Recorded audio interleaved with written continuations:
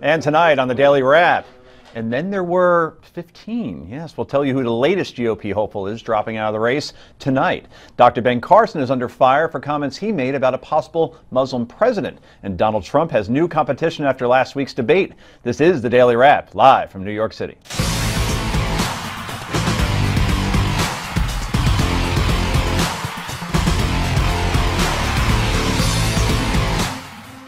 And welcome to the show, everybody. I'm Joe Concha. My co-host Rick Unger is out tonight. Somebody won another Emmy, and I guess couldn't get back from California in time. So instead, we have conservative commentator and filmmaker Dennis Michael Lynch is here tonight. Your first appearance on the Wrap, probably your last by the time you get through with us. It's really Nomi that's bothering me already. The girl, we haven't even started. The girl to your right, the tension is already there. She's the founder and executive director of the Accountability Project, and also she's ready for Biden. Maybe that's where all that tension is coming from. Nomi Konst is here in her reporter jacket, and finally, he's the editor of thewisdomdaily.com, a Washington Post contributor, and a former Bears fan after the shellacking that our team took this weekend. Mr. Hirschfield is back. Still a Bears fan, always a Bears fan. Okay, very good. You're very loyal. Yes, 48-23 at home, really, guys. Anyway, Bill Tucker will be joining us a little bit later in the show. Speaking of Emmy winners, all right, let's get right to the Daily Download.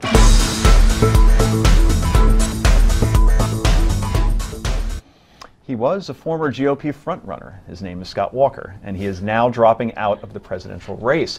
According to campaign sources, the reason he's calling it quits is because of money, or lack thereof. Although early on he showed some promise, led in Iowa by double digits, over the past 2 months, he has dropped to almost 0.0.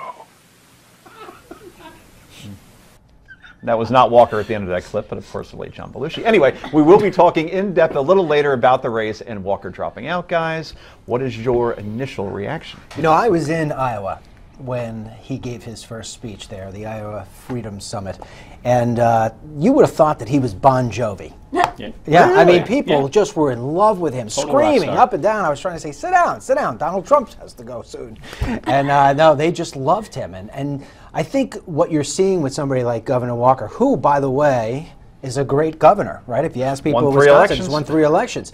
I think he is a perfect example of the fact that America wants a change, and that's why you see Trump, that's why you see Carson, and you see Fiorina skyrocketing. The outsiders ruling the day. You have to wonder if Trump never jumped in, if Walker would still be in the race. Probably, right? Probably still reading Iowa. I mean, this is the Trump effect through and through. Establishment candidates and now 2 governors gone, Nomi. You're absolutely right about the establishment part, and I actually think that, you know, the Scott Walker shtick is it's a small shtick, and it didn't last very long. I wouldn't bring that whole aspect into the whole thing. No, I mean... You're talking verbally. Okay. No, his anti-union thing can only go so far. He really doesn't have any... Like Trump, there's not a lot more to him, so it wouldn't last very long. He's not a skilled politician. Yes, he may have won 3 elections, but he wasn't ready for prime time. The bigger thing here is this is an election not just about anti-establishment politics. It's about income inequality. And when he is literally a candidate that was created by special interests and the Koch brothers and pretty much the Republican libertarian establishment that wants lower taxes, that doesn't sit well with the populist voters. It might in the beginning, but once the debates start to happen, which is very clear on stage. Brad, I think in the end this was a personality contest. And Scott Walker simply did not have the electric personality of a Trump, of a Fiorina, of some of the other candidates that are out there. Local level, Wisconsin, he's fine. National, in the debates, he simply disappeared. No, I think that's right. I don't think it was a shtick at all. I think he actually took on special interests, and that was a product of special interests, including the unions, and he did a very good job doing it. Whether he governed the state well or not, sometimes the numbers he brings are not exactly accurate. But I think income inequality is actually, ironically, one of the things the Koch brothers are most concerned with. The 2 issues that people don't know the Koch brothers are very concerned with are income inequality and massive imprisonment and incarceration in this country. These are real issues for them. I think, Joe, you're 100% right. The issue was he didn't have the personality. What plays in Madison doesn't play for the rest of the country. Okay, well, who will be the next to go is my next question before we leave this segment. All right, so we have Perry, who was a front runner in 2012. We have Walker, who was a front runner in 2016. I'm taking Jim Gilmore out of this equation. That's fair. Oh, poor Gilmore. Who will be the next to go, and is the kiddie table finally going to be retired as a result? I think what I'd like to see is Bush leave. I think everybody would like to see Bush leave, whether you're on the red or the blue side. Not quite at 0.0, but he is at 6% in some polls. But ultimately, I think you're going to start to see a lot of people drop off. More importantly for me is who is really going to rise? Can Donald Trump keep that status that he has, or is Fiorina going to start tugging down on him? I think that if Kim Kardashian was to actually jump into the race, she may actually do well because America is just so tired of politicians. Wouldn't it be interesting because Kanye's running in 2020, so the bridge with the Kardashian sort of family. Like Bill and Hillary. There you go. Sort of Yes, Bill like Hillary. Hillary. Or she'll be his vice president. Exactly. And you're going to lead his pack, right? Clearly. Yes. Quickly, who's the next to go? Pick a name, Pataki. any name. Pataki. Pataki is done next. Okay, 3-term governor. I would say Huckabee or Paul are the next two to drop. 1-2. I hope Huckabee isn't going to drop. It's interesting that you say Paul because apparently there was a Michigan straw poll that no one really heard about, and Paul won it going away. And Trump finished like 9th. So Michigan is a big problem for Donald Trump, apparently. I don't think he's sweating that one right now. Probably not. Probably not. Okay. Anyway, Donald Trump made headlines last week when he decided not to correct a guy who sounded like Peter Griffin in the crowd, who called President Obama a Muslim while at a town hall event in New Hampshire. Now, Ben Carson is getting in some hot water because of this. Should a president's faith matter? Should your faith matter to voters? Well, I guess it depends on what that faith is. If it's inconsistent with the values and principles of America, then of course it should matter. But if it fits within the realm of America and consistent with the Constitution, no problem. So do you believe that Islam is consistent with the Constitution? No, I don't. I do not. I would not advocate that we put a Muslim in charge of this nation. I absolutely would not agree with that. And then on a quiet Sunday afternoon, Twitter literally broke. So Carson explained his point further with TheHill.com, saying, and we quote, "I do not believe Sharia is consistent with the Constitution of this country. Muslims feel that their religion is very much a part of your public life and what you do as a public official, and that's inconsistent with our principles and our Constitution." Let me go to you. I thought this was an utterly stupid comment, and I wrote it in a column after I first heard it, and then I thought about it more, and it kind of made some sense. Talk some sense back to me. It doesn't make sense. What he did was said a stupid thing that covers some possible insight. But in response to him, I have 2 words, Kim Davis. She also is a person of faith whose faith was not consistent with the Constitution or the demands that were upon her. It's not a function of any one particular religion. Actually, his first answer was great. You can't have a faith, whether it's any particular religion or no faith at all, that's inconsistent with the Constitution and lead this country. Where he is correct is that statistically and in reality, the largest community of any faithful that have a kind of triumphalist, get rid of America approach right now based on their faith commitments happen to be Muslims. That doesn't mean a Muslim can't be a president. It does mean we have to pay attention to radical Islam. It's a real threat. Dennis, Article 6, paragraph 3 says there are no religious tests, but did Carson have a point that if a Muslim were to be a president, and by the way, I think it's a stupid question because a Muslim will never become president of this country. And I bring about my media expertise here for a moment. Look at Al Jazeera English for a moment, America. No one watches it because I just can never see a Muslim rising above everything would happen in 9/11 and everything else and becoming president of this country. It's too much of a hypothetical. All that said, did he have a point? First of all, one of the big problems I have is that the country is in such a bad place. And instead of asking questions like, how are you going to lower taxes? How are you going to create more jobs? How are you going to kill ISIS? What he does is he asks these gotcha questions. But ultimately, I give him an A for being honest. Right. That's what the American people want. Before you answer, Dennis makes an excellent point that during the last CNN debate, Jake Tapper has 3 hours to bring up economy, jobs, and it never comes up. Well, I'm getting, what would your nickname be if you were the president? What would But they framed it as a foreign policy debate, and so the primary focus of that debate was foreign policy. I mean, there are how many debates? Even the first debate, Fox, I didn't hear a lot about the economy or jobs or nothing. It's all these, I don't know if I call them gotcha questions, but I call them questions that don't affect my life, that are going to change things for the better. Absolutely. Last 20 seconds. Income inequality. That's it. That's all we should be talking about right now. And that's the only area of America right now where we're really struggling. And there's been a lot of research over this past 6 months. Country's doing better than ever, except for income inequality. Dennis, last word, 5 seconds, then we have to say farewell. Where did you find her? We're ready for Biden, apparently. Oh, my goodness. We have so many problems. Like Okay, what? we end it speechless. That's it. Okay. What do you make of Ben Carson's comments? Go to newsmaxtv.com/comments and let us know. Now that Scott Walker has dropped out of the race, he said. We want to know who your pick is for 2016. Go to newsmaxpolls.com. Cast your vote. Coming up next, Hillary Clinton blamed for President Obama's birther issue.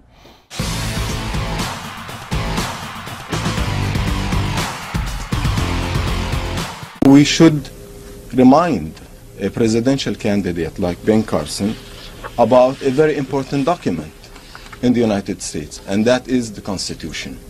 The Constitution of the United States, which clearly says that, and I have it here, no religious test shall be ever required as a qualification to any office or public trust under the United States, in pure English. And we ask Mr. Ben Carson to withdraw from the presidential race because he's unfit to lead.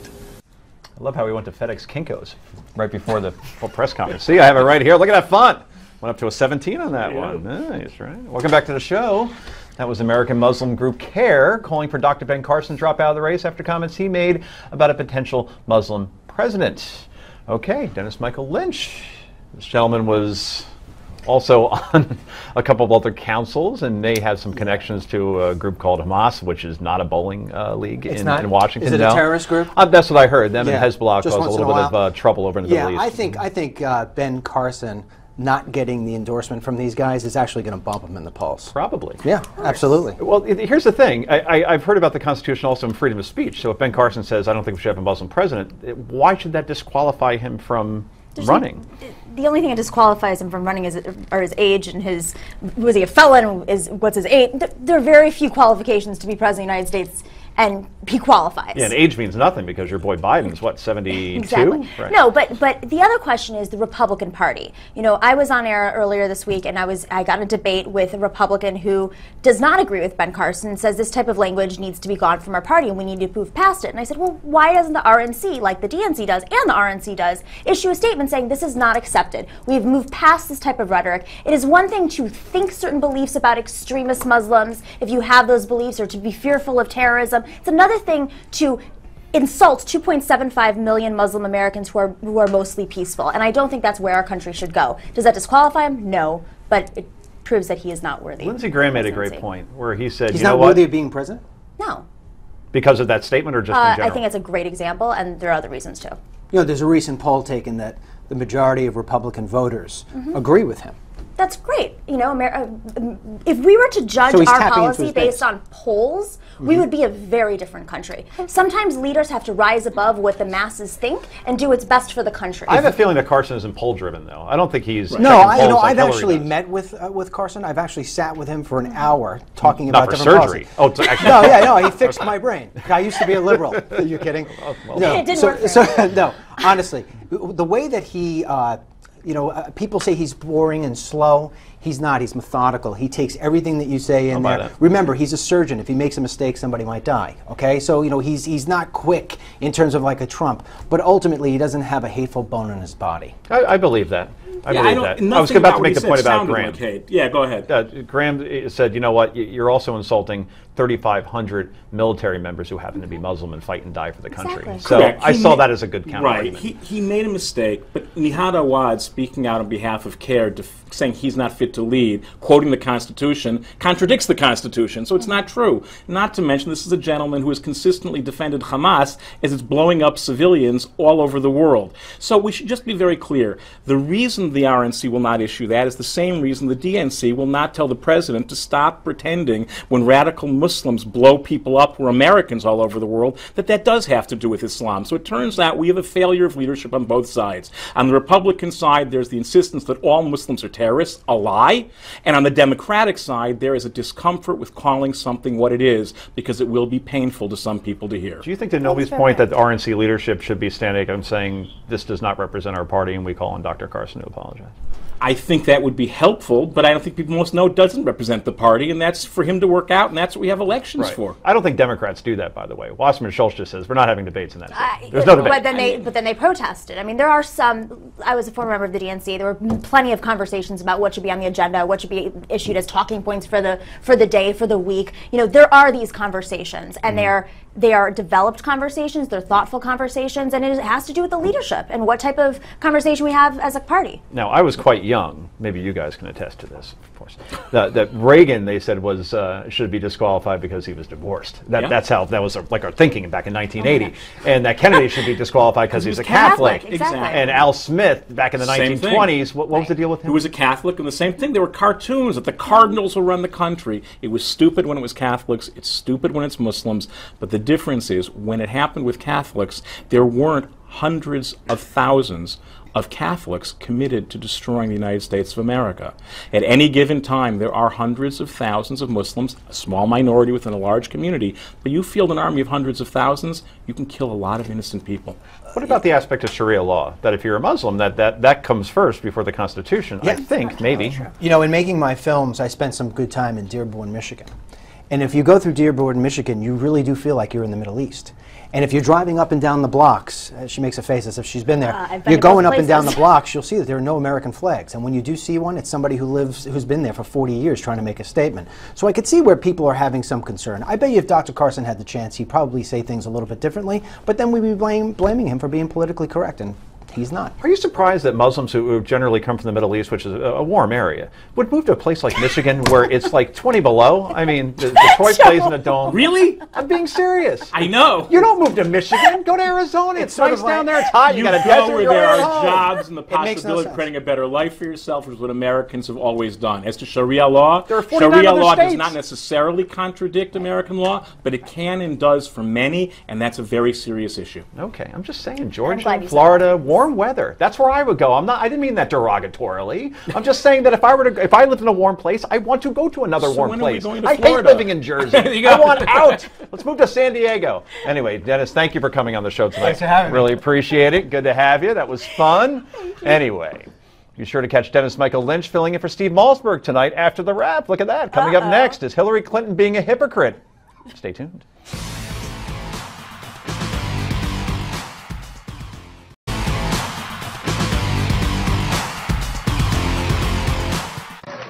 Okay, this man, I like this guy. I'm from White Plains. Amen. Okay? We have a problem in this country. It's called Muslims. We know our current president is one. Right. You know he's not even an American. We need this Birth question. certificate, man. But anyway, we have training camps growing where they want to kill us. Mm-hmm. That's my question. When can we get rid of We're going to be looking at a lot of different things. And, you know, a lot of people are saying that, and a lot of people are saying that bad things are happening out there. We're going to be looking at that and plenty of other things. I'm still convinced that guy was so contrived, so Peter Griffin. That was a plant. You heard it here. Welcome back to the show. As promised, Bill Tucker joins us, an Emmy winner like Rick Unger, who won one last night. We think that's why he's not here. Well, yeah, he stayed at the Emmy after parties. Come on. Well, that sounds very Unger-esque. But yes, Rick, we do miss you, and we hope you get back very soon. Anyway, yesterday, Donald Trump ran the Sunday show gauntlet, and the topic du jour, that's soup of the day kind of thing, was his answer, or lack thereof, to that question from last Thursday at a town hall in New Hampshire. Here he is on ABC's This Week. For the record, was President Obama born in the United States? Well, you know, I don't get into it, George. I talk about jobs. I'm talking about the military. I don't get into it. I mean, they asked that question, and I just want to talk about the things because, frankly, it's of no longer interest to me. We're beyond that. So, and even though you've raised questions, you've investigated this in the past, you're still... Well, you know, people thought I should have defended the president in terms of the question that was asked the other night, and my attitude is, would he have done that for me if somebody said that about me? And, you know, he's very capable of defending himself, believe me. And because he does all of his interviews on Sunday mornings anyway by phone, easy to do, like 18 shows, so the GOP frontrunner also joined Jake Tapper on State of the Union on CNN. This man said, quote, "We have a problem in this country, it's called Muslims." Now, you are not responsible for what he says, but this is raw, unvarnished, ignorant bigotry. You are a leader. You're the front runner in the Republican race. Do you not have a responsibility to call out? Well, you know, we could be politically correct if you want, but certainly, are you trying to say we don't have a problem? Because I think everybody would agree. I have friends that are Muslims. They're great people, amazing people. What's the problem? Well, you have radicals that are doing things. I mean, it wasn't people from Sweden that blew up the World Trade Center, Jake. All right, Hirschfeld, is Trump right? Is he being unfairly criticized here? Yes and no. He was right about the fact that radical Islam is a genuine threat. And anyone who doesn't know it is stupid, and anyone who's afraid to say it is a coward. He was wrong when that questioner, because the worst thing that questioner did was, when will we get rid of them? He was calling either for the mass deportation at best, or far worse, of an entire community of millions of people in this country. That's obscene. His role in that moment was to say, look, you can think what you want about the president. He should have said, it's stupid to think he's not American. We do have a real problem with radical Islam. It is a deadly enemy, and we better start getting smart about that. But no, I'm not going to let you stand here and talk about mass murder or mass deportation of people, because we know other countries in the world that happens, and that's not American. Oh, Bill, I've asked this question 1,000 times in the show. Let's go for 1,001. Sure. Will this be the moment that Trump gets hurt and it actually begins to reverse his poll numbers? No, or no. because the base, 43% of Republicans, I think, believe that President Obama is in fact a Muslim, despite the birth certificate being presented. All that said, I guess it doesn't hurt him because the base, at least part of it, believes that the president was not born here. There is a very big base out there, and I'm not saying they're correct. I'm just saying it is a fact of life. There are a lot of people out there who believe he is a Muslim. They will argue that he's a Muslim. They will say that evidence is on their side, and they're not going to be unconvinced. So no, it will not hurt his standing with those people. Okay, so we've got to move on. No, sorry about that, because we want to talk about Democrats, and particularly Hillary Clinton, who has been a critic of those who question the president's religious affiliation, also Ben Carson's comments regarding electing a Muslim president. Hillary tweeted, because she loves the Twitter, and we quote, nope, we're not even, there she is, okay. Can a Muslim be president of the United States of America? In a word, yes. Now let's move on. H, I like how she signs that. Joe Scarborough pointed out this morning on Morning Joe, however, that former Senator Clinton is being a bit of a hypocrite. For Hillary Clinton to come out and criticize anybody for spreading the rumors about Barack Obama, when it all started on 60 Minutes, when it all started with her and her campaign passing things around in the Democratic primary. Rich, now listen, he says he is. The Republicans are wrong for doing what they're doing. This started with Hillary Clinton, and it was spread by the Clinton team. Now, John Heilman, author of the Insider Account of the 2008 election Game Change book, bestseller, he agreed as well that Hillary is the one from 7 years ago, Nomi, that started this whole thing. And now it's funny to watch what happens when Trump, this happens with him, outrage. Hillary, it's okay. Quickly. Campaigns are dirty. There's dirty tricks. Doesn't mean she necessarily agrees with it. Okay. Do you think Hillary Clinton is being a hypocrite? Go to newsmaxtv.com/comments.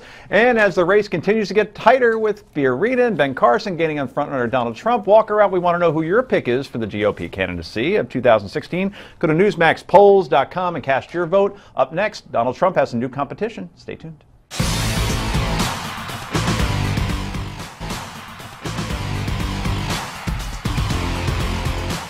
And welcome back to The Wrap. Let's look at some new polls that were released over the weekend since last week's big GOP debate, and there have been some big changes. Let's take a look. The first one comes from CNN ORC. Still don't know what ORC stands for. Orc. No, orc. Like what? Like orca? Orca. From Tangent. Donald Trump at 24%. He is down 8 points. Carly Fiorina, look at that, plus 13 points. I said it in my column. Damn, it's good to be right. Finally, Ben Carson, 14%, down 5 points. Marco Rubio, another strong debate performance. He is up 7. Jeb Bush, he's even Steven. Ted Cruz, down 1. Mike Huckabee, up 1. Okay, fascinating poll, but not terribly surprising because Fiorina was so dominant, in such command of that entire evening, that a 12-point jump, while that's big with this many candidates, I'm not shocked, Bill. I'm not shocked. She turned in a terrific performance. What I find interesting, and you and I were talking about this in the break, is that in Britain, the odds makers poll is totally different from that poll. You share some of that information with the folks Jeb at home? Bush is dead on favorite. to win the nomination for the Republican Party. Donald Trump is second and Marco Rubio's third. Isn't that amazing? Scott And Walker Fiorina's is fourth. 12-1. Oops. Oops. At 7-1. Somebody Give me lost this. somebody lost some money on that one. This is That today. tells you what those odds makers Before are. Walker. They had him in fourth the day he was dropping out. Yeah, I'm not good sure point. how much they're. Let me read the rest from Ben Carson 8-1, John Kasich 11-1, Carly Fiorina 12-1, Rand Paul 18-1, Chris Christie 20-1, Lincoln Chafee 1,000,000,000 to 1. Lincoln Democratic Chafee, side. wrong party. Yeah, I got to bring him up at least once a show. Is he still running? Chafee? Yeah. Yeah. Okay. Yeah, we would have heard about it if he dropped out. Like Pataki. Like Pataki. Pataki. Exactly. Exactly. Only Trump worse. also took a big hit in the Newsmax poll. So was this the beginning of the end? And why? We predicted his fall so many times. We're proven wrong. We don't know the base. The base loves him. He can do no wrong. But I'm seeing some slippage. Numbers don't lie. And people will point to the NBC poll where he's up 7 points. But the Fiorina jump is very real regardless of what poll you're looking at. The Fiorina jump is real. She earned it. She deserved it. We now have a top three are all non-politicians. She eroded Carson's lead as much as she eroded the Donald's lead. I think what you saw is a new, fresh approach from a non-politician. Don't count Donald out so fast. Nope. Really, not so quick. At what point he's going to have to start spending his own money, though? I think. In other words, the free TV's got to stop at some point. I think, doesn't or maybe seem to not. be ending. Yeah. Yeah, you're right about What that. makes you think that's going to dry up anytime soon? I give After you one primaries. example. I'll give you one example. He's doing a foreign policy speech in San Diego on a carrier, and CNN actually cut away because he was offering no specifics. All of that said, yeah, he was on like 8 Sunday shows this weekend, so I guess he could just ride this all the way to the nomination, or what? I don't know. I think what's going to happen is, listen, Trump has maximized his base, and he's not growing outside of that base, and that will take its toll in the primaries. But when you start to have other people like Scott Walker, Jim Gilmore, Bobby Jindal, add up all these numbers and say how many of these voters are going to go to Trump, that's the only way I can really see him growing his base right now, which is not going to win him the primaries. Slow and steady wins the race. I still think Jeb Bush is #1. Carly Fiorina 2, but she has to change her tactics. That's interesting. So you see Bush emerging as the establishment candidate and not Rubio, who I would argue is the better candidate, younger and a bigger threat to Hillary Jeb Clinton. Bush has more operations in place right now. So right now, if you're looking at it tactically, Marco Rubio still hasn't grown. He's had 2 solid debate performances, and last time he didn't jump on the polls after. I just pulled a Mika. I did a Yes, you I did did. an outward side. didn't I? Tired, exasperated. Yeah, because But I like Marco's side. I don't buy the money thing anymore. cute. I don't buy the money thing anymore, and I don't buy the operations thing anymore because I see what Bernie Sanders is doing with nothing, right? I see what Donald Trump's doing with Correct. not a lot of organization, and I think that social media, free media, all that stuff yeah, plays a it's role limited though. here. But and I hate to agree with Domi, but the truth is that's what wins elections. He's and not we're a good candidate, we're a Bill. long way from voting in February, for God's sakes. I get and it. then we got to get to an election, and the only way you can sustain any of that is a strong organization, and God forbid, lots and lots of money. But if the candidate sucks and Bush sucks on yes, the campaign sure. trail, Yes, you but do here's- not but change here's- that. I agree with you. Here's the one place they may be right. Because Marco Rubio has higher energy, when the professional politicians drop out, the energy goes to the lower energy candidate, the higher energy candidate, meaning Rubio, not Bush, because that's who they will see as being able to compete with high energy Trump and Fiorina. So it may be that Bush deserves to be the professional politician who emerges at the top, but it may be the personalities dictate that it will be Marco at the end. Interesting. You don't need $1 billion to win a primary. You only need so much. If they can get through the primary, then they're going to need the big money. And if Marco Rubio doesn't have that, he can't steal it early enough, then Jeb Bush is the only guy in there. You think Fiorina will be a front runner at any point? Yeah. You do, I do, right? yeah. I see with her, and this isn't hyperbole, I see Margaret Thatcher type qualities. I see such a command of debate stages and interviews. She doesn't make gaps. Her problem is explaining away the whole HP thing, which I could explain away in about 10 seconds. But you know what? It's all about timing, right? If she were CEO of that company in the 90s when everybody was doing great, Right, no she problem. has no flaws, She's right? So sometimes it's all about timing. Anyway. After today's shakeup, we want to know who your pick is for the GOP candidate in 2016. Be sure to go to newsmaxpolls.com and cast your vote. And coming up next, we're going to read some of your viewer comments. I have a feeling there are a couple that might be pro-Trump. Not sure, but I preview them. Yes, don't go anywhere.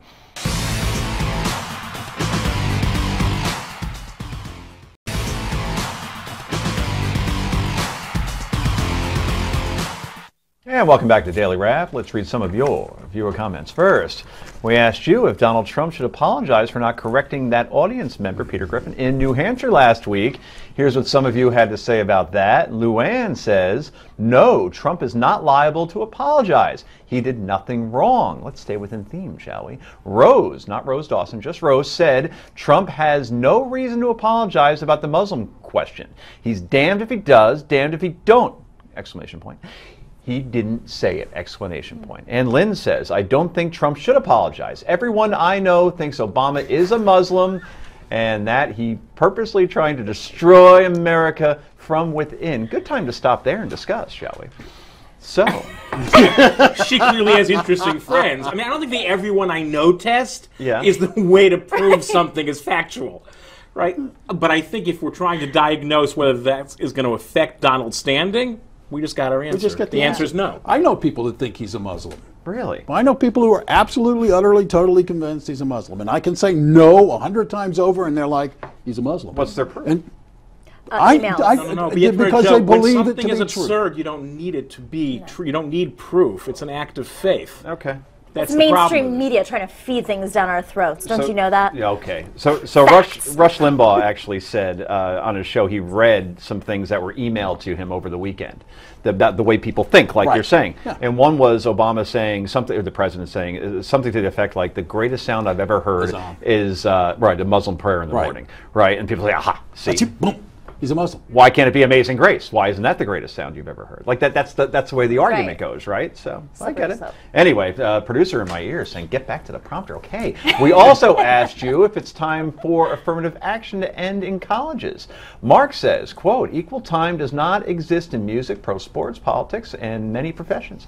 Prejudice occurs in the workplace in a different way due to color and identity issues. Nobody's shaking your head. In an academic sense, it occurs because of motivation, poor self-image, and cultural issues in childhood education. The answer is in childhood education.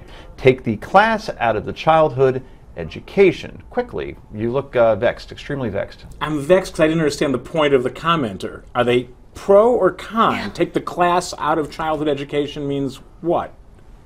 And Tom says, quote, your comments on affirmative action failed to show how Elizabeth Warren went to college as a Native American. That's true. That's Biden's running mate. No, be fair to be prepared to defend. Please don't forget she wasn't totally honest. Who did she keep out of the system? Boom. You want to talk about Fiorina's record? Let's talk about the future vice presidential candidate for a moment, shall we? Elizabeth Warren, I'm a Native American. She didn't lay off 30,000 people and send jobs to, come on. She laid one off of college apparently because she got in as a Native American and one didn't. All it takes is one. Okay. I'm just saying. Yes. I'm surprised that didn't hurt her more. Why don't people bring that up more? I bring it up all the time. It should hurt her more. You know what? It absolutely should hurt her more. And I think what the first email on this subject was about was they were trying to get to the point that it should be a meritocracy, not a class issue, not a quota system. It just should be, if you deserve to be there, if you deserve to get that, if you deserve the playing time, that's how it should be done. If we're all born in equal footing, then okay, that makes sense. But not everybody has the same resources when they're. Well, then Ben Carson is a perfect anecdote to that argument. The guy was born in utter abject. Sure, there are anomalies, but there are serious issues in certain areas of the country, and you have to say, when we're not funding our schools equally, just to start, when there are homes that are broken because of the prison system, because there's been targeting and single parents. Exactly, single parents who have to take care of 2-3 kids on $5 an hour. How are you going to be able to nurture that child? Then switch the system and have it based on economic disparity, not racial or ethnic disparity. I agree. Right? Yeah. That's a healthier way to go. The idea that you can check a box because of race or ethnicity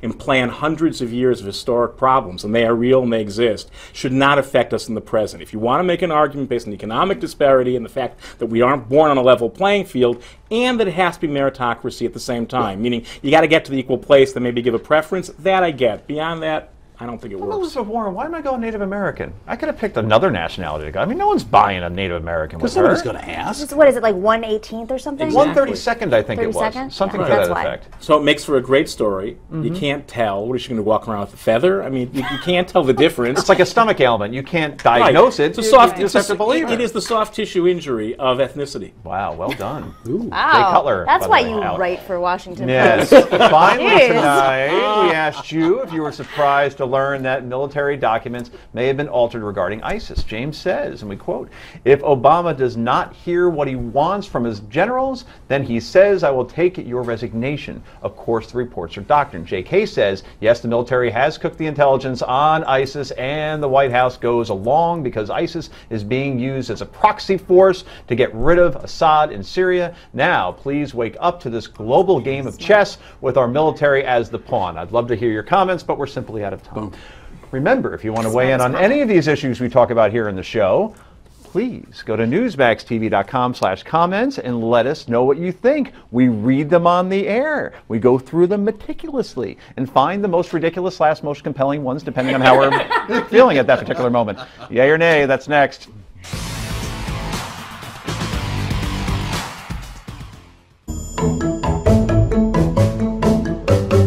And welcome back to Daily Wrap. It's time for Yay or Nay. First up, columnist and political commentator. His name is George Will.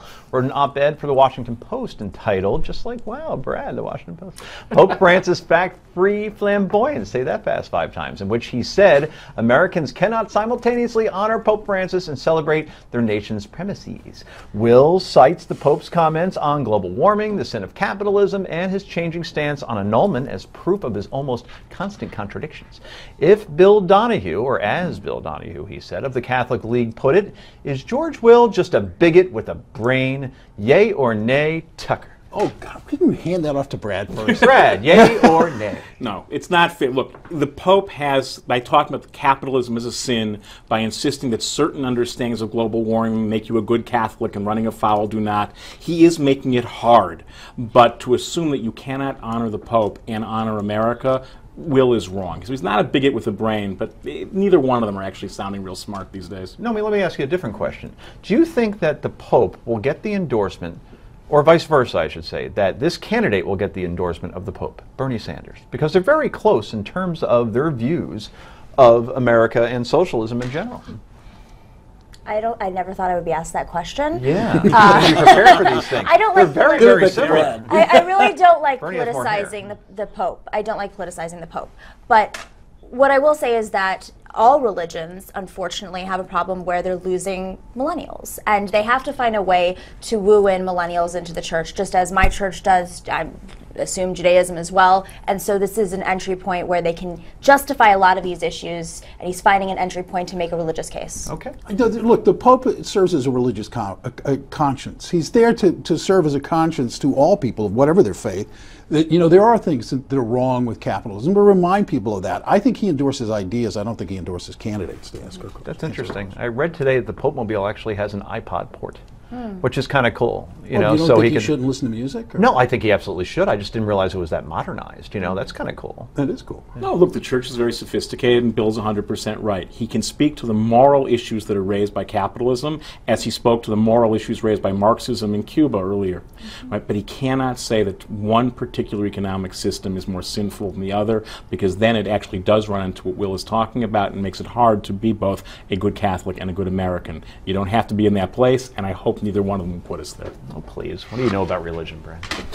Hillary Clinton was on Face the Nation Sunday. Here's what she had to say about her biggest competition, the aforementioned Bernie Sanders. I want this to be about ideas and about policies. I know Bernie. I respect his enthusiastic and intense advocacy of his ideas. That's what I want this campaign to be about, and I hope people who support me respect. Again, you got my face. The whole. I was like, I'm sorry, I'm just doing that too this way. Sorry, that was like. Oops, listen, we're on live television. Okay. I was about to make a point I'm so that she's got to stop wearing orange. Ooh. Shawshank. It's a new black. Okay, that's all I'm saying. It's a jumpsuit Anyway, deal.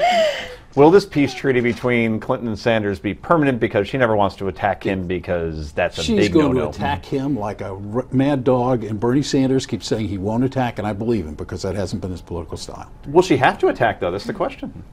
Only on the debate stage. I think can see both of them losing their composure on the debate stage and going after each other. Ooh. But she's taking his ideas. I mean, if Hillary Clinton were running independently in a different universe at a different time, she'd be running on Bill Clinton's policies. And she's running against Bill Clinton's policies for the most part right now. Okay, quickly. Running to one extreme is not, that's part of the electoral process. In the primaries, the real issue is nothing's permanent with Hillary, because who knows if she's going to actually remain in the race. Oh, very good point. Speaking of Bernie Sanders, Hollywood is feeling the burn. His campaign announced Friday that 128 celebrities and Hollywood Insider says endorse him. It's 128. That includes Will Ferrell, Mark Ruffalo, Justin Long, Danny DeVito, the Red Hot Chili Peppers, and Apple co-founder Steve Wozniak. Wow. Are celebrity endorsements important? Yay or nay? Tucker, quickly. Nay.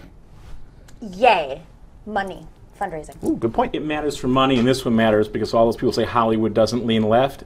Look again. That's true. Scott Walker didn't have any celebrity endorsements. Now look where he is now, except for the Duck Dynasty guy, I think. Anyway, that's all for tonight. I'm Joe Concha. Thank you for joining us, panel. You did an excellent job, and you and your whole journalism thing, well done. Tucker, welcome back. Half a show, that was Hirschfield.